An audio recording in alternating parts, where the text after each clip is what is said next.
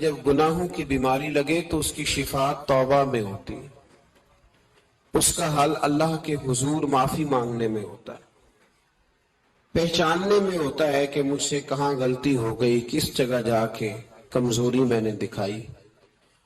ہر انسان اچھی، ٹھنڈی، خوبصورت، سکھ والی زندگی چاہتا ہے۔ اللہ کریم نے سورہ نحل کے اندر ارشاد فرمایا من عامل صالحا من ذکر او انثی، فرمایا جو بھی اچھے عمل کرے چاہے مرد ہو چاہے عورت ہو، وَهُوَ مُؤْمِن، شرط یہ ہے کہ مومن ہو، فَلَنُحْيِيَنَّهُ حَيَاةً طَيِّبَةً، فرمایا ہم اسے پاکیزہ زندگی عطا فرما دیں گے، حیات طیبہ دے دیں گے اسے، پاکیزہ زندگی۔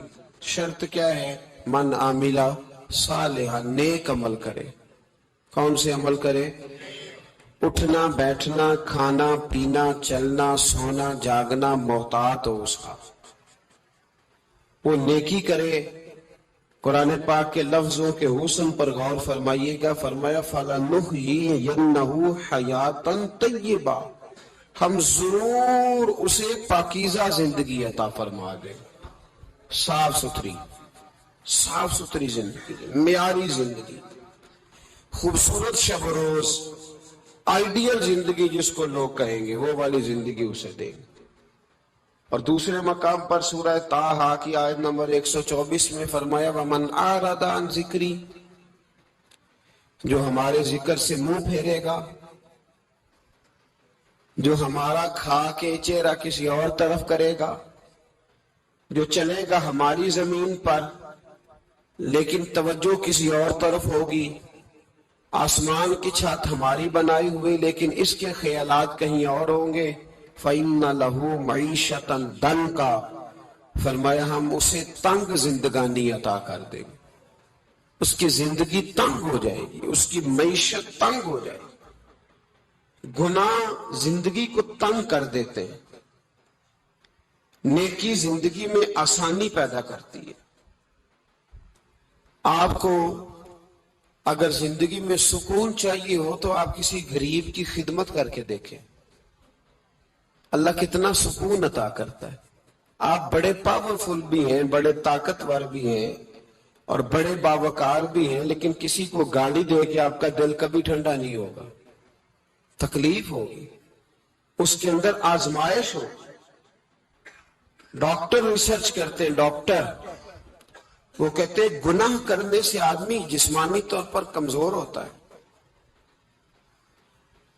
لیکن وہی عمل اگر وہ بطور نیکی کرتا ہے تو اللہ اس میں اسے قوت عطا فرماتا ہے، اسی عمل میں اللہ اسے قوت عطا کر دیتا ہے۔ میں صرف اشارہ دے رہا ہوں، اس بات کی تفصیل میں نہیں جانا چاہتا۔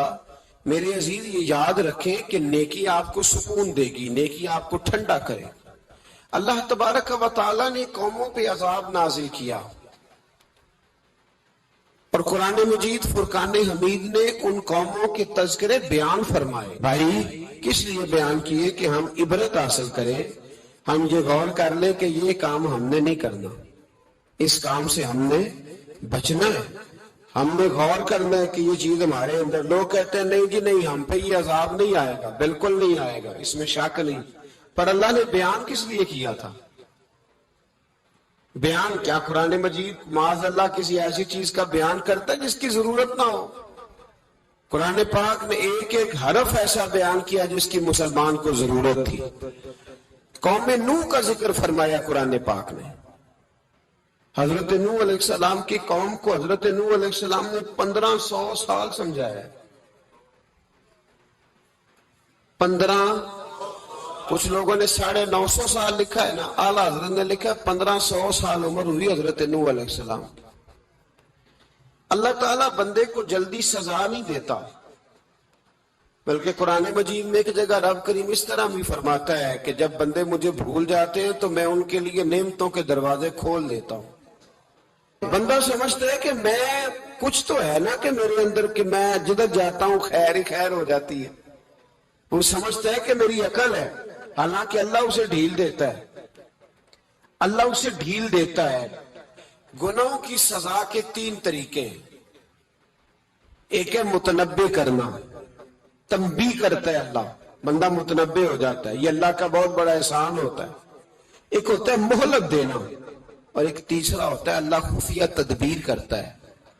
تھوڑا سا سمجھیے گا، انسان پر کوئی آزمائش آئی، فوراً اس کی چھٹی اس نے کہا کہ وہ فلاں جگہ غلطی کی تھی تب ایسا ہوا ہے۔ ہوتا ہے نا کئی دفعہ آواز آتی ہے نا اندر سے، چلیں بول دے کچھ نہیں ہوتا آپ کو، اللہ جانتا ہے یہاں کوئی کچھ نہیں کہے گا آپ کو، اور ہماری تو ویڈیو بھی نہیں گھومتی، یعنی خبر بھی نہیں ہو کہ کس نے ہاں کر دی کس نے نہ کر دی۔ آپ بغیر ٹینشن کے بات چیت کریں، آج کچھ نہیں ہوتا ہے انشاءاللہ تعالی۔ آتی ہے اندر سے آواز، میں آپ سے اس لیے ان چیزوں کی تصدیق کراتا ہوں کہ باقیوں کو بھی آتی ہے کہ نہیں، اس لیے تصدیق۔ کبھی کوئی کسی جگہ انسان پریشان ہوتا ہے تو محسوس کرتا ہے کہ وہاں مجھ سے ہوتا ہے نا جی، جس کو یہ نصیب ہو جائے بڑا خوش نصیب آدمی ہے۔ حضرت مولا علی فرماتے ہیں اگر تجھے دنیا میں سزا مل گئی تو بچ گیا ہے، سمجھ پھر اللہ کرم کرے گا، آخرت میں سزا نہیں دے گا۔ اور یہ یاد رکھ لے، وما اصابکم من مصیبت فبما کسبت ایدیکم ویعفو عن کثیر۔ اللہ فرماتا ہے دنیا میں تجھے جو بھی تکلیف پہنچتی ہے وہ تیرے ہاتھوں کے کرتوتوں کی وجہ سے پہنچتی، ویعفو عن کثیر، فرمایا کثیر گناہ تو میں ویسے ہی معاف کر دیتا ہوں۔ یہ جو تیری زندگی میں دکھ ہے نا، یہ بھی میری قلیل سزائیں ہیں، یہ کثیر پر سزا، یہ قلیل ہے، قلیل یہ جو تمہاری زندگی میں تکلیف ہے۔ انسان کو سزا ملتی۔ حضرت فضیل بن عیاض رحمت اللہ تعالی علیہ گھوڑے پہ بیٹھے تھے، گھوڑا شرارت کرنے لگ گیا، اچھلنے لگ گیا، کودنے لگ گیا، تو حضرت فضیل بن عیاض نیچے اترے، ایک کونے میں جا کے نماز کی نیت باندھ لی، 2 رکعت نماز پڑھی، پھر دیر تک استغفار پڑھتے رہے، روتے رہے، دعا کرتے رہے، واپس آئے۔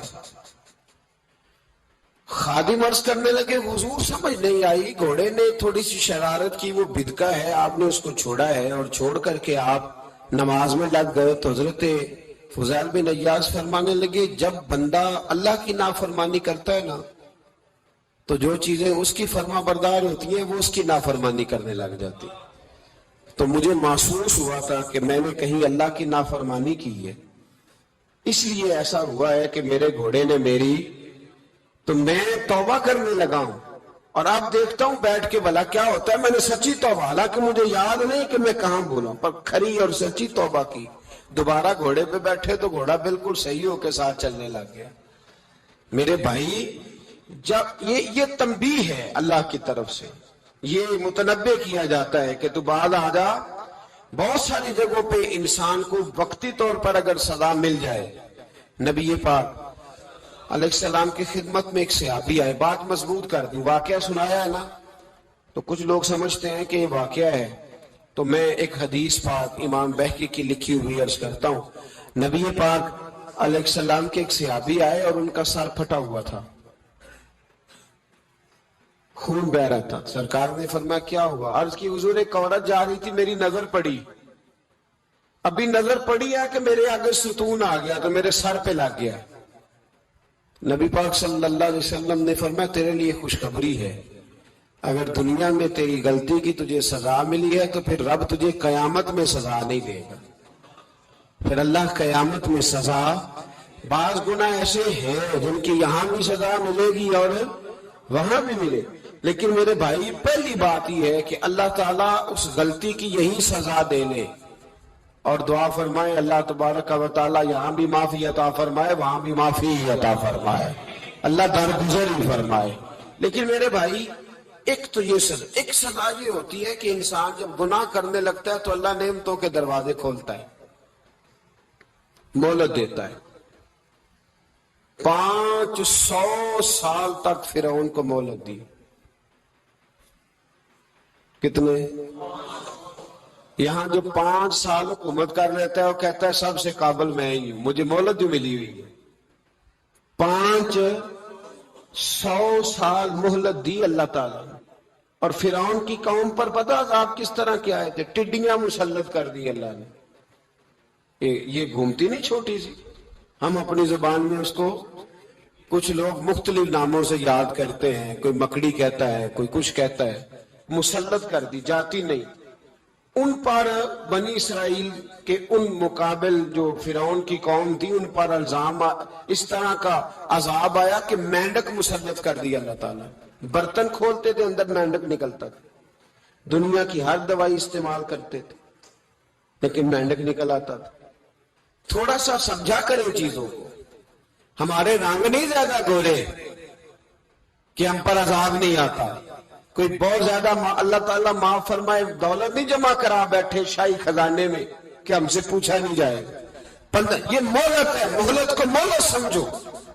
پھر جب پکڑ آتی ہے نا اللہ کریم کی، میں نے دیکھا ہے کروڑوں روپیہ، 6 اولادیں،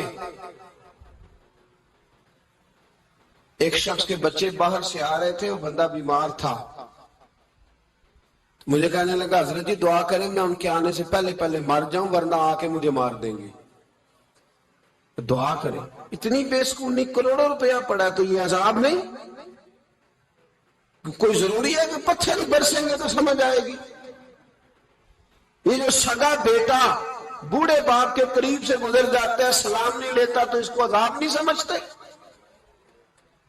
یہ جو امت کی بیٹیاں، امت کی بچیاں، ہماری بچیاں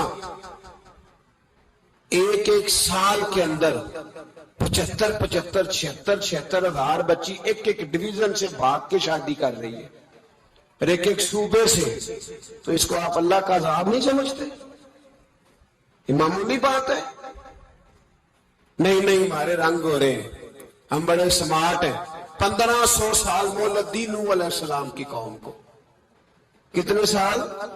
بول کے بتائیے، بول کے دوبارہ بولیے۔ 1500 سال۔ کوئی آدمی اپنی سمارٹنس پہ خوش نہ ہو جائے کہ 20 سال ہو گئے میں تو نافرمانی بھی کر رہا ہوں، روٹی بھی پک رہی ہے، میں تو حرام بھی کھا رہا ہوں، پھر بھی سب ٹھیک ہے۔ 1500 سال مہلت دی۔ پھر حضرت نوح کہنے لگے اللہ میں نے تو بڑا سمجھایا، نہیں باز آتے۔ تو رب کریم نے فرمایا کشتی بناؤ۔ اللہ کے پیغمبر کشتی بنانے لگے تو قوم مذاق اڑانے لگ گئی۔ اب کیا کرنے لگے ہو؟ اب کشتی بنانے لگے ہو، خیر تو ہے، قوم مذاق اڑا رہی ہے۔ حضرت نوح علیہ السلام کا آپ نے کشتی بنائی، پانی کہاں سے نکلا؟ نہ بارشیں ہوئی، نہ سیلاب آئے، ایک تندور تھا، اس کے اندر سے پانی نکلنا شروع ہو گیا۔ کبھی تندور سے بھی پانی نکلا ہے، پر جب نکالنے والا چاہتا ہے تو وہاں سے بھی ایک تندور سے پانی نکلا، اتنا نکلا، اتنا نکلا، اتنا نکلا کہ قوم ساری ڈوب گئی۔ قرآن مجید کے صفحات شہادت دیں گے کہ حضرت نوح کی قوم کا بچہ بہ گیا، بچے صرف وہ تھے جو حضرت نوح کے ساتھ ہو گئے، تباہ ہو گئی۔ اللہ بے نیاز ہے، بے نیاز۔ 1500 سال مہلت ملے اور تو پھر بھی کہے رب بڑا کریم ہے، معاف کر دے گا۔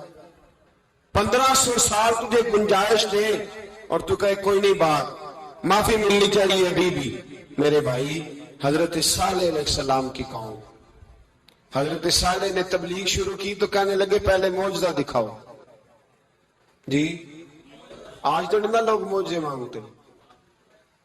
مانگتے، آج بھی لوگ کرامتے اور معجزے، اللہ معاف کرے، جو چیزیں معجزہ تو ہو نہیں نہ سکتا، لیکن آج بھی لوگ، آپ یقین کریں، کہتے ہیں یہ بڑی نمازیں پڑھتا ہے تو پھر بخشا کیوں نہیں گیا، پھر کیوں نہیں منو سلوا کیوں نہیں اترا اس پر، پھر میں بھی اسی طرح ہی ہوں، کیا اس کے اندر خوبی آ گئی؟ مولوی بھی ویسے ہی ہے، صوفی بھی ویسے ہی ہے، لوگ مانگ نہیں رہے، لوگ دلیلیں مانگ نہیں رہے، ابھی بھی لوگ بحث نہیں کرتے، کیا فرق آ گیا جی، ویسے ہی ہیں سارے۔ اللہ تعالیٰ سے ڈرنا چاہیے، ہمیں سامنے والے کی طرف دیکھ کر صحیح ہونے کا حکم نہیں ہے، ہمیں اپنی اصلاح کا حکم ہے، اپنی طرف دیکھ کے اپنے آپ کو ٹھیک کرنے کا۔ الزام لگا کے گزر جانا اس کا کوئی مطلب؟ سنو اور یاد رکھو، حضرت صالح علیہ السلام سے کہنے لگے پہلے معجزہ دکھائیں، تو حضرت صالح علیہ السلام نے فرمایا اونٹ کہاں سے پیدا ہوتے ہیں؟ کہا اونٹنی کے بطن سے۔ فرمایا آؤ میں تمہیں پہاڑ کے اندر سے اونٹنی پیدا کر کے دکھاتا ہوں. کہاں سے؟ پہاڑ کے اندر سے. حضرت نوح ساتھ لے کے گئے تو پہاڑ کے اندر سے اونٹنی نکلی اور اونٹنی بھی گابن تھی, اس کے پیٹ میں بچہ, اور اونٹنی اتنا دودھ دیتی تھی کہ ساری بستی دودھ پی جاتی تھی, پھر بھی دودھ بچ جایا کرتا تھا. لیکن حضرت نوح علیہ السلام نے فرمایا تم نے دیکھ تو لیا یہ اسے, یہ جتنا دودھ دے گی روٹی بھی اتنی کھائے گی. ایک دن تم سارے پانی پیو گے, ایک دن یہ سارا پانی پیا کرے گی. ایک دن تم سارے باقی جانوروں کو گھاس کھلاؤ گے, ایک دن یہ اونٹنی, اور اونٹنی کا نام کیا؟ ناقۃ اللہ, اللہ کی اونٹنی. کس کی اونٹنی؟ نام کیا ہے؟ اللہ کی. یہ اللہ کی اونٹنی ہے. تو حضرت نوح علیہ السلام کی اونٹنی فرمایا اس کی بے ادبی نہ کرنا. باز نہیں آئے لوگ, باز نہیں آئے. کہنے لگا جی دودھ دینا تو ٹھیک ہے, پر یہ جو سارا پانی پی جاتی ہے نا یہ صحیح نہیں. یہ جو ساری گھاس کھا جاتی ہے یہ نہیں ٹھیک. دودھ دینا تو ٹھیک ہے پر یہ نہیں صحیح. آپ نے فرمایا اسے کچھ نہ کہنا, اللہ کی اونٹنی ہے. میں کہا کرتا ہوں ان لوگوں نے ناقۃ اللہ کی بے ادبی کی. حضرت نوح علیہ السلام کی اونٹنی کی ٹانگیں کاٹ دی, صالح علیہ السلام کی. اور دیکھو اللہ بڑا بے نیاز ہے, اگر پیدا کرنا جانتا ہے تو حفاظت کرنی نہیں جانتا.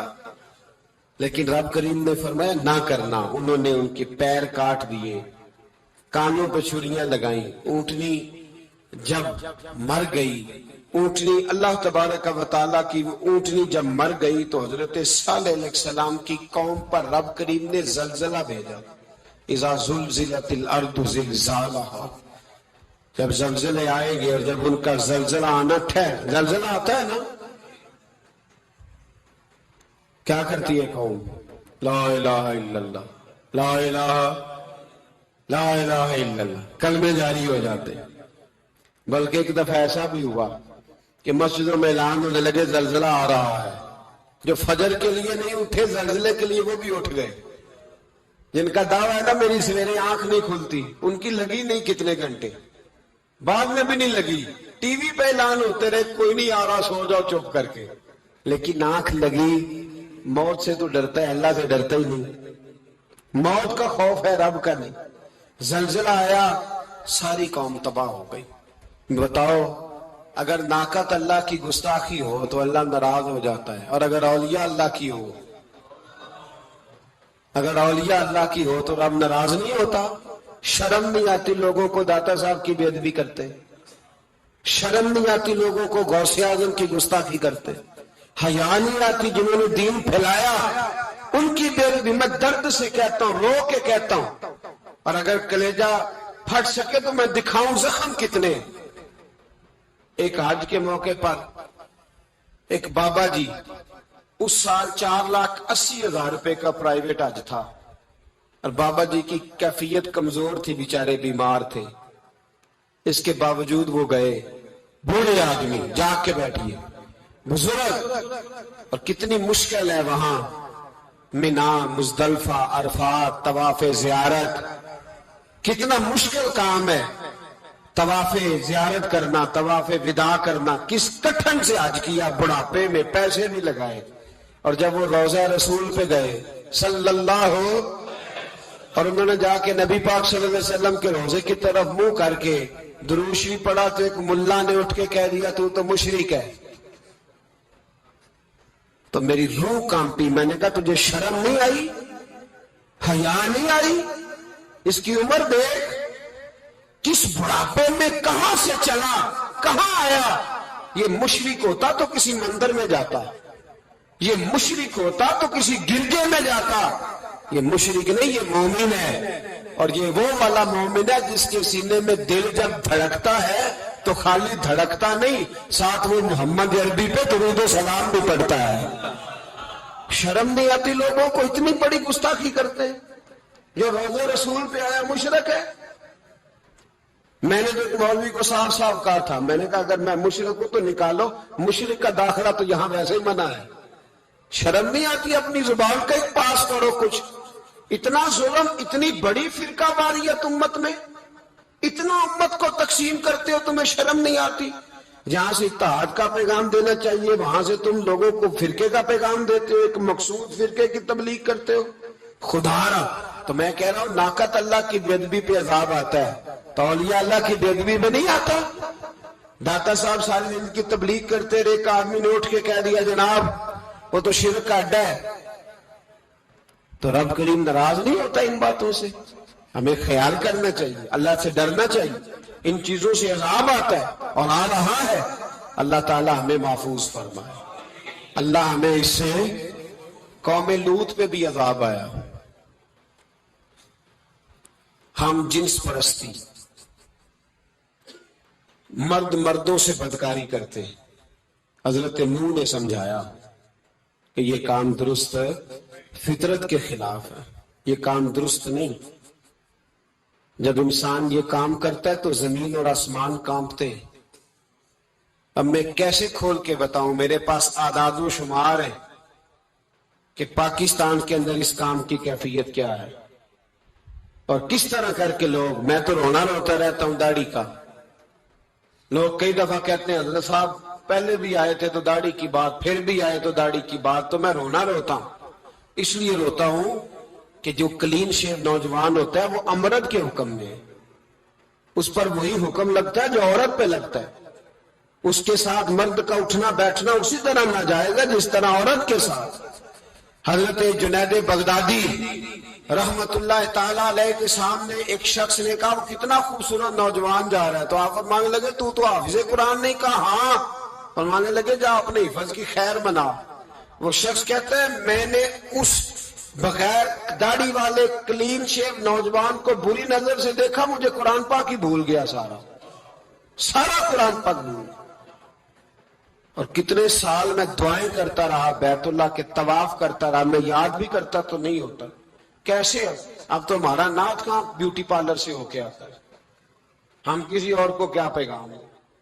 وہ پیغام، وہ نظام، وہ طریقہ کا جس کا حکم تھا شریعت میں، قوم لوط پر عذاب آیا۔ صحیح بیٹھتے ہوں گے بچے جو موٹر سائیکلوں پہ بیٹھتے ہیں۔ میں نے گجرانوالہ کی سڑکوں پہ بچوں کو، نوجوانوں کو جو تماشے کرتے سرے عام دیکھا ہے تو مجھے ڈر لگتا ہے، اور کوئی روکنے والا نہیں، شغل ہو رہا ہے، ہنس رہے ہیں، اور سامنے عورتیں بھی ہیں، سب ہو رہا ہے۔ کتنی تکلیف کی بات۔ حضرت نوح کی قوم یہ کام کرتی تھی، قرآن پاک نے بیان کیا ہے۔ حضرت نوح نے سمجھایا، فرمایا رب کریم نے تمہیں اپنی خواہش پوری کرنے کے لیے جائز طریقہ عطا فرمایا، عورتوں سے نکاح کرو، اور اس نکاح کی برکت سے جو اللہ تمہیں اولاد دے گا اس کو اللہ تبارک و تعالیٰ تمہارے لیے باعث بخشش بھی فرمائے گا۔ لیکن جب قوم نہ مانی تو جو قوم میں لوط کا عمل کرے اس کا علاج قرآن نے بیان فرمایا کہ آسمان سے پتھر برسیں گے، پھر پتھر برسے، اور جن کے بڑے بڑے اچھے دماغ تھے ان کے دماغ چکنا چور کر دیے گئے، تباہ کر دیے گئے، ان کے دماغ زمین پر بچھاڑ دیا گیا۔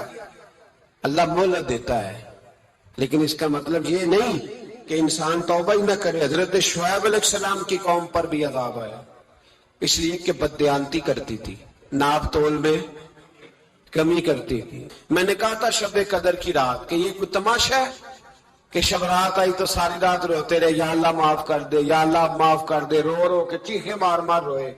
شب قدر آئی تو پھر چیخیں ماری، ساری رات روئے۔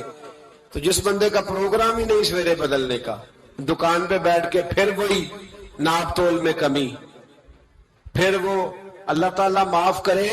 میں ایک مضمون پڑھ رہا تھا تو وہ فوڈ کے اسپیشل لوگ تمہیں لکھا تھا مہربانی کرو ملاوٹ ہی اچھی چیز کی کر لو، مرچ میں کیری تو نہ ملاؤ اینٹوں کی، وہ تو بیمار کرتی ہے، وہ تو خون کی آنتوں کو روک دیتی ہے۔ وہ کہنے لگا، اور وہ کہتا ہے میں تمہیں بتاتا ہوں کون کون سی چیز ملائی جا سکتی ہے، وہ ملا لو۔ خدا را اس قوم پہ رحم کرو، مہربانی۔ ایک دوست ہے ہمارے، میں وزیر آباد میں ان کے گھر بیٹھا تھا تو ایک میڈیکل، میرا کسی شخص پہ اعتراض کرنے کا میں مجموعی بات کرتا ہوں۔ میں ایسے ڈاکٹروں کو جانتا ہوں جو اللہ تعالیٰ فضل کرے سچ مچ کے نیک ہیں، اچھے لوگ۔ تو بچے کا میڈیکل سٹور ہے، تو والد بیمار ہو گیا، تو کہتا ہے ابا جی ڈاکٹر صاحب نے کہا آپ کو ڈریپ لگنی ہے، تو سگے باپ کو ڈریپ لگانے لگا، تو باپ کیا کہتا ہے پتر تیری مہربانی مینوں کوئی اصلی لائی، اور نہ لائی جیڑی لوکاں نوں لانا ہے۔ اب وہ پیار سے سنا رہا ہے بات۔ میں نے اسے کہا کہ یہ تو ڈوب مرنے کا مقام ہے نا، ڈوب مرنے کا مقام، کہ جس ملک کے اندر دوائی بھی صحیح نہ بکے، اصلی نہ ملے، دوائی بھی، اور پھر وہ قوم کہے کہ ہم نے تو پورے روزے رکھے، ہم نے تو بڑا صدقہ اور خیرات کیا، دوائی بھی اصل نہ ملے۔ جناب شعیب علیہ السلام کی قوم ناپ تول میں کمی کرتی تھی، تو اللہ تبارک و تعالی نے ان پر بتا عذاب کس طرح کا بھیجا، شدید گرمی ہوئی۔ اللہ ہمیں محفوظ فرمائے، سارے آمین کہہ دیا۔ دیکھیں کتنا اچھا موسم کر دیا رب کریم، اللہ ہمیں محفوظ فرمائے، اللہ رحمت فرمائے۔ شدید گرمی کی لہر آئی، باہر اتنی گرمی ہوئی کہ لوگ اپنے گھروں میں گھس گئے، جس طرح سورج کی شعاعیں گھروں کے اندر داخل ہو جاتی، اس طرح گرمی کی لہر اندر داخل ہوئی، اور جس طرح کسی کو آگ لگ جائے تو وہ آدمی اچھلتا کودتا ہے نا، اس طرح یہ لوگ اچھلنے لگے اور اچھل کود کے مر گئے۔ جرم کیا تھا؟ ناپ تول میں کمی کرتے۔ حضرت داؤد کی قوم بھی تباہ ہوئی۔ جرم کیا تھا؟ ہفتے والے دن مچھلیاں نہیں پکڑنی تو یہ پکڑتے تھے۔ حکم ہے نا مسلمان کو نماز کے ٹائم کوئی اور کام نہیں کرنا، نماز پڑھنی ہے۔ تو میرا خیال ہے مسلمان تو فٹافٹ آ جاتے ہیں، سارے پہنچ جاتے ہیں نا مسجدوں میں۔ ہلکا ہلکا بول رہے ہیں آپ، کیوں نہیں پہنچتے؟ اگر حضرت سیدنا، اور پتہ انہیں سزا کیا ملی؟ اللہ نے فرمایا اس ٹائم عبادت کرنے میں کام نہیں کرنا، وقت نہیں ہے کام کا۔ انہوں نے مچھلیاں پکڑی، 12,000 لوگ تھے، پتہ مالک نے سزا کیا دی؟ بندر بنا دیا اللہ کریم۔ قرآن مجید کا پہلا سپارہ پڑھے، فَجَعَلْنَاهَا نَكَالًا لِمَا بَيْنَ يَدَيْهَا وَمَا خَلْفَهَا۔ اللہ فرماتے پچھلوں کے لیے بھی عبرت بنا دیا، بعد والوں کے لیے بھی عبرت، نشان عبرت بنا دیا۔ بندر بن گئے، اور جو ان کے دوست جو بچ گئے تھے ان کے پیر چومتے تھے، روتے تھے۔ 3 دن بندر بن کے زندہ رہے، پھر اللہ نے سب کو